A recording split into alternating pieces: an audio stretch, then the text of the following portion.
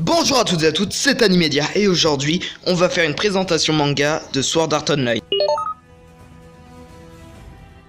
Laissez-moi du coup vous présenter ce chef-d'œuvre qu'est l'anime Sword Art Online. On parle pas de Boku no Pico là. Bon, je vais vous expliquer rapidement Sword Art Online. Nous sommes en 2022 et le Sword Art Online, un jeu vidéo MMORPG, vient de sortir. 10 000 personnes se connectent, dont le héros Kirito. Mais à un moment, c'est le drame. Pas de bouton pour se déconnecter du jeu. Et non, ce n'est pas un bug, Akihiko Kayaba l'a fait intentionnellement. 10 000 personnes se font alors emprisonner dans le Sword Art Online. Mais comment rentre-t-on dans la réalité? Il faut finir les 100 paliers du jeu, avec un boss qui t'attend à chacun d'entre eux. Sans oublier que si tu meurs dans le Sword Art Online, tu mourras aussi dans la réalité. Et ça, je peux vous dire que ce que je viens de vous citer, ça a donné vie à une histoire de malade. Bien sûr, il n'y a pas que ça, parce qu'il y a plusieurs saisons, dont la saison 3 qui sortira très prochainement. Il y a actuellement 2 films qui sont disponibles de cet anime. Il y a des romans et des mangas Sword Art Online aussi. Maintenant, évaluons la qualité de l'anime. Commençons tout d'abord par l'animation. En 2014, habituellement, il y avait des animés avec une mauvaise animation quelquefois. Mais avec Sword Art Online, j'ai pas eu cette impression, franchement. Alors, quelle note je lui donne au niveau de l'animation? Sur 20, je lui donnerais facilement un 17. Car il y a vraiment eu du bon taf sur cet animé. Pourquoi je lui ai pas mis 20?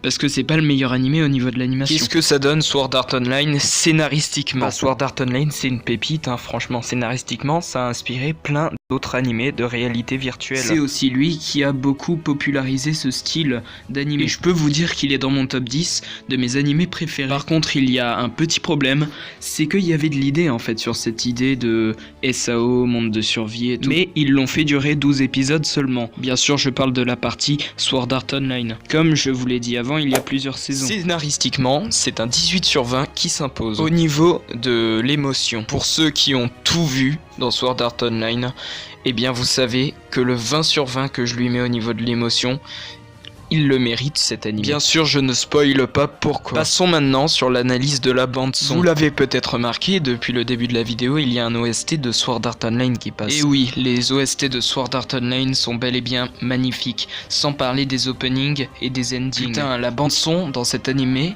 est parfaitement adéquate à l'animé quoi. Allez, un petit 20 encore une fois, parce que franchement je suis un grand fan des musiques de Sword Art Online. Et ça donne quoi au niveau des personnages et de leur background? Il y en a quelques-uns qui sont un peu laissés en plan, ce qui est dommage, mais au niveau des personnages principaux, des arcs qui nous sont donnés, eh bien ça gère mais de ouf. Encore une fois, ceux qui ont vu Sword Art Online savent de quoi je parle. Je mets du coup un 16 sur 20 pour le personnage et leur background.